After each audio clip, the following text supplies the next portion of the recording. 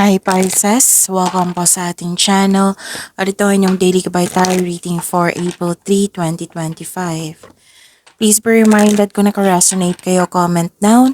Kung hindi kayo naka-resonate, ibigay niyo po sa iba kasi general reading po ito.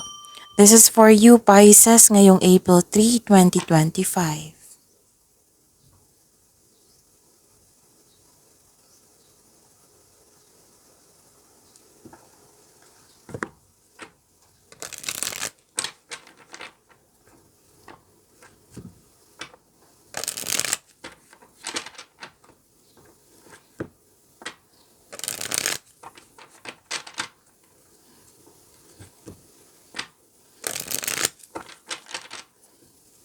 Para po ito sa inyo Pisces ngayong April 3, 2025.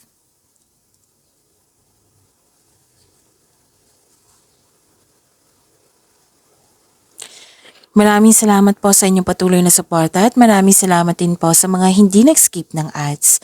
Gamitin ang reading na ito bilang gabay lamang sa mga hindi pa nag-subscribe. Subscribe na po kayo at click bell notification para malaman nyo na may bago tayong video. Para sa mga gusto magpa-reading po, may lumabas dyan sa screen nyo ngayon. Panoorin nyo po at sundin ng instruction.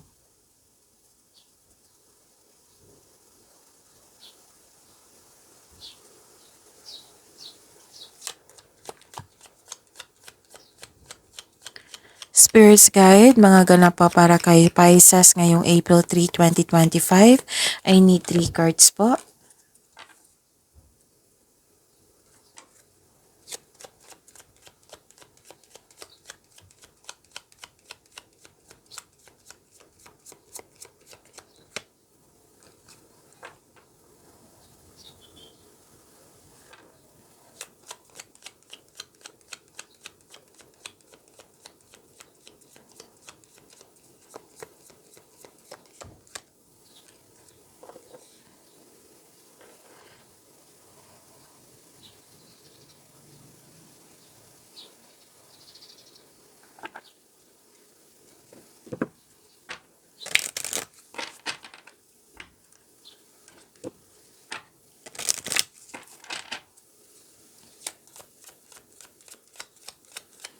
Spirits Guide, Angels, Archangels, Guardian Angels, message po para kay Pisces ngayong April 3, 2025. I need 2 cards po.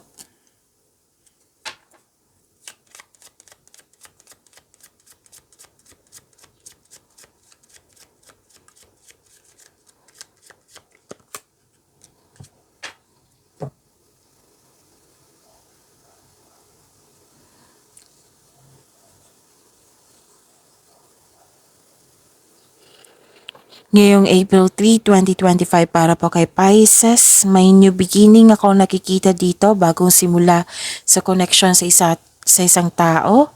Pwedeng kakasimula lang sa trabaho, kakasimula sa paggawa ng proyekto or pagbigay ng aksyon sa proyekto. Pwedeng, basta may pagsisimula dito. May nakikita kong ganyan. Pwedeng may concern kayo sa immature na tao. Pwede din na may humihingi sa iyo ng atensyon na pwedeng inner child nyo ito or isang literal na bata na humihingi ng atensyon sa iyo. At may nakita rin ako dito na na-hire sa trabaho kahit walang experience. Pwede nagsaliksik kayo ngayon, nagbabasa ng libro, news, nagre-research kayo dyan sa internet para may makuha kayong learnings or clarity. At may malalaman kayo sekreto sa araw na ito. Sekreto po. At pwede din na you're not in good mood or nabibigatan ka, nahihirapan ka or not feeling well kayo ngayon. Pero huwag kayong mag-alala kasi may nakita kong recovery dito. May advice ang card niyo po dito na ingatan ng inyong health. At may nakita ko dito nag-spend time sa nature, nag-grounding, nag-meditate. May nakita rin ako ditong grupo ng tao na very supportive sa iyo.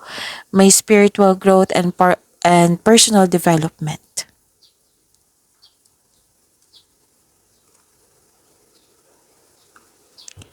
Message for you 888. Prosperity awaits. Wow, prosperity. Claim niyo po. Financial abundance is coming your way. Be open to receive it with gratitude. So, claim nyo ha. Ang ganda. 2727, inner strength. You possess inner strength. Use it to overcome challenges on your journey.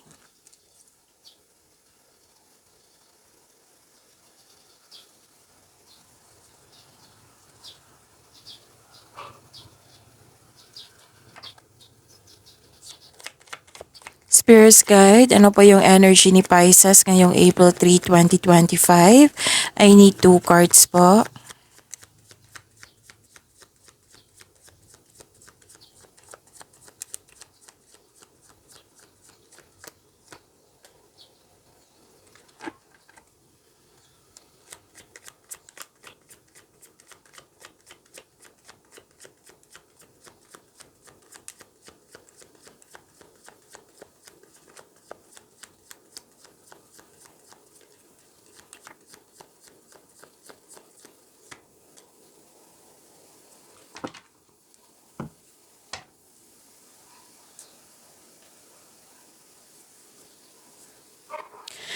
Kung may narinig kayo or may nakita kayong repeating message, meaning to say pinupush ng cards nyo yan kasi ang ilan sa inyo hindi pa binigyan ng atensyon. Na kung maaari din po bigyan nyo po ng solusyon at aksyon. Remember Pisces, at the end of the day, alam mo na ikaw lang tao may kakayahan at responsable na gumawa ng sarili mong katotohanan at kinabukasan. So ano yung energy ni Pisces?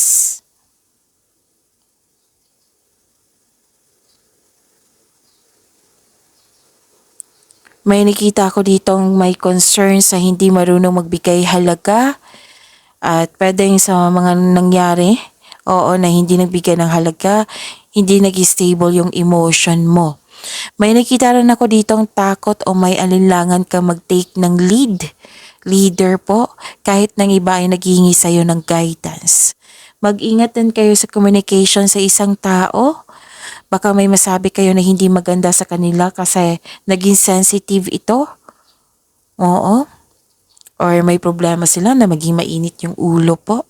Or pwede din na-reject mo agad yung isang tao na gustong makipag-usap sa iyo.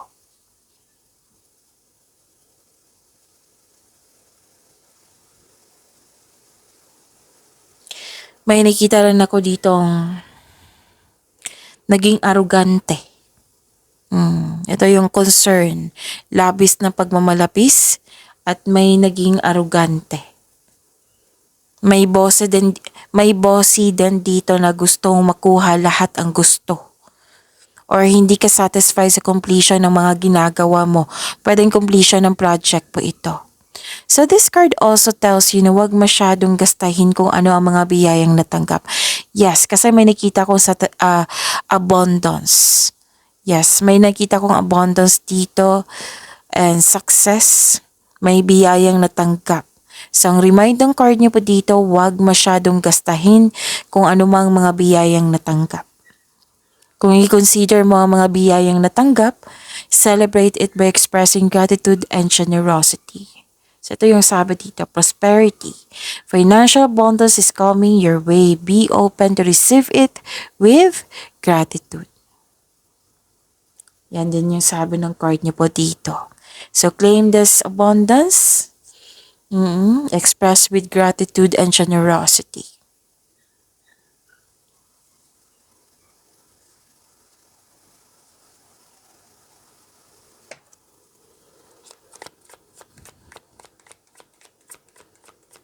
Spirits Guide, Career and Money po ni Pisces ngayong April 3, 2025. I need 2 cards po, Career and Money.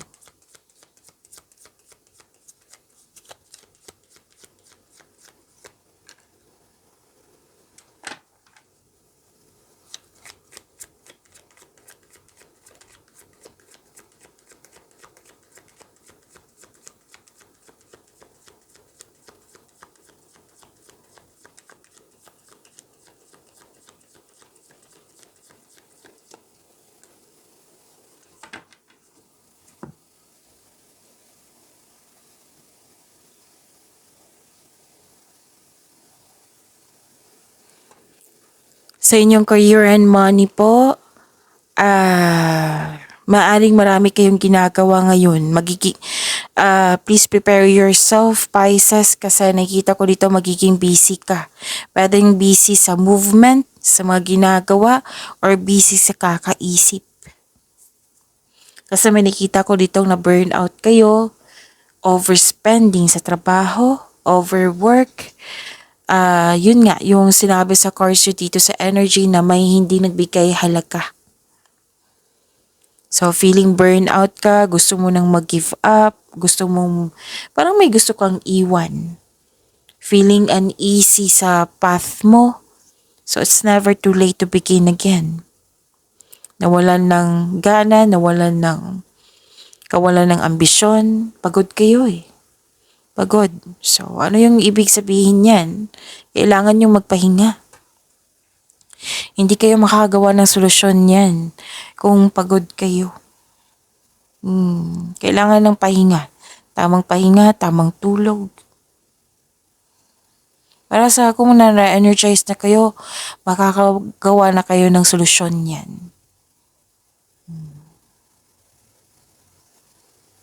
Okay?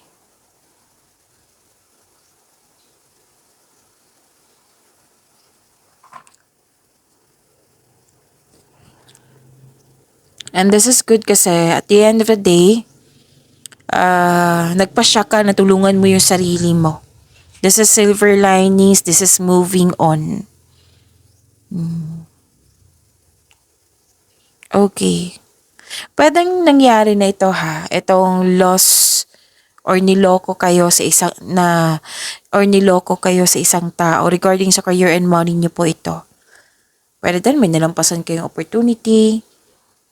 Pwedeng nangyari na ha. Oo. Tapos, don't worry, after nitong unos may parating na new direction po sa inyong career and money. So, nagpasya kayo, natulungan yung sarili nyo, nagkaroon ng silver linings. This is hope sign. Naka-move on ka sa lahat ng unos na nagdaan at tanggap mo na mga nangyari, pinatawad mo na sila at higit sa lahat, ang iyong sarili. Nagkaroon ng healing and growth sa araw na ito. At least, nagpasya na kayo, natulungan yung sarili nyo. Naging okay din ang lahat. Kasi may nakita kong hope and healing dito. Gumagawa kayo ng paraan. So you possess inner strength. Use it to overcome challenges on your journey.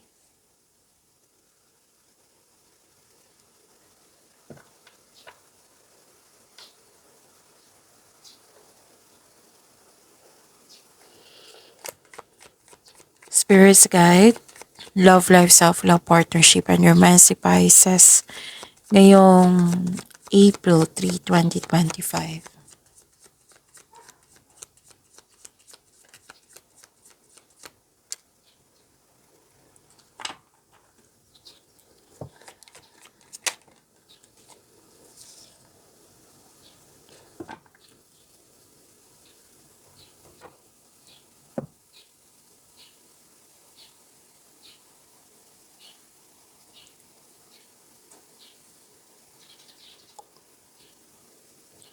Maraming salamat po sa patuloy na tiwala at suporta sa ating channel at maraming salamat din po sa mga hindi nag-skip ng ads.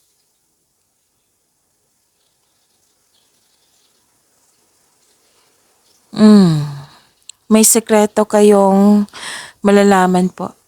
Yung sabi ng card nyo dito na may sekreto kayong malalaman sa oracle cards nyo, nag-clarify po siya dito. May sekreto na parating which may be shocking. Pwede din may biglaang pagbabago po na parating sa inyong relasyon, sa connection mo sa isang tao, a sudden change na hindi ka takot mag-let go.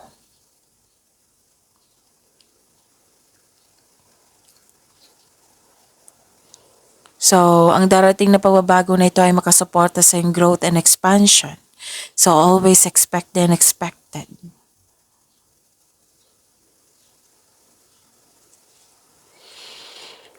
Sa mga marelasyon sa buhay mag-asawa, dalawang card na po mismo nagsabi dito ha, na may sikretong mabubulgar po at nagkaroon kayo ng honest conversation. Sa mga single po, maaring may malalaman kang sikreto mula sa inyong maliligaw or sa isang tao. Okay? Malalaman mo po. So, tatlong card na po nagsabi dito. Puro sikreto, no? At least nalaman nyo. Mm. May sikreto kayong malalaman ngayon or malalaman mo na kung sino yung manloloko or nanloko sa'yo. Malakas yung intuition ngayon. May nakita ko ditong tutos sa inyong desisyon, ideas, plano, or this is all about, ano tawag ito? Tungkol ito sa third party. Dalawa lang yan eh. Tutos sa inyong desisyon or may concern sa third party.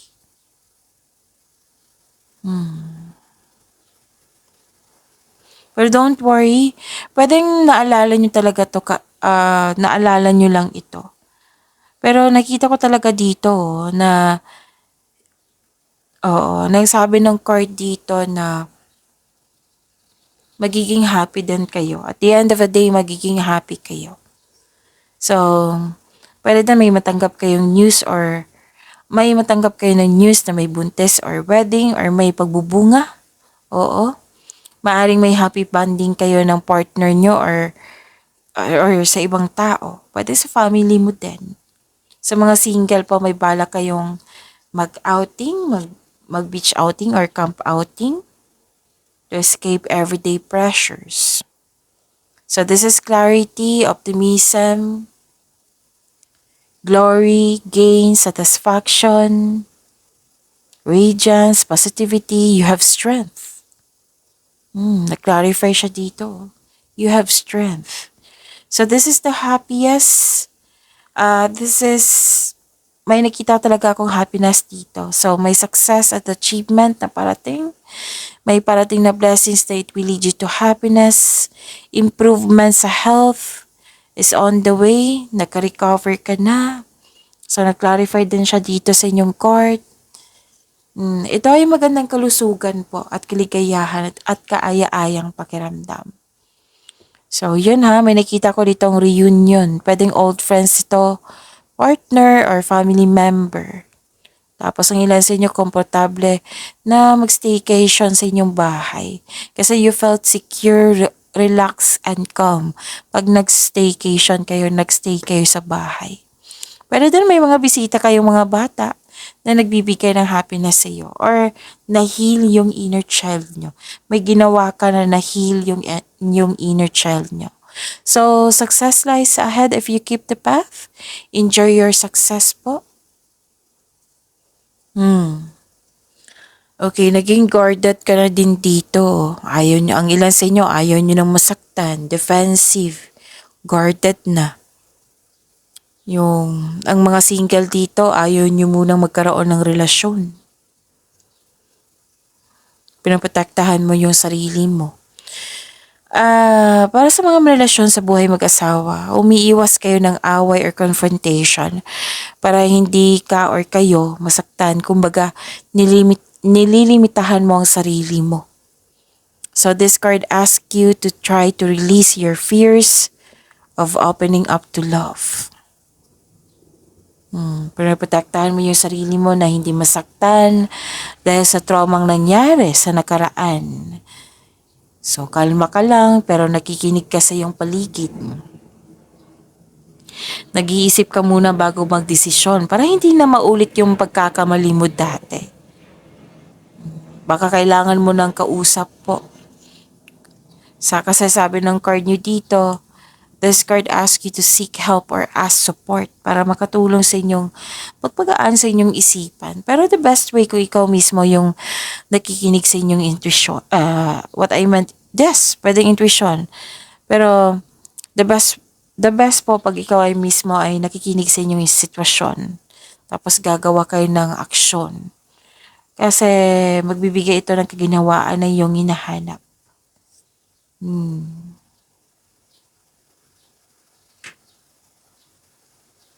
So yun, I think nasabi ko na lahat Pisces. Pagyamanin niyo po yung blessings na binigay sa inyo. See you tomorrow. Please like, subscribe, and click the button for notification para updated po kayo sa daily tarot reading natin.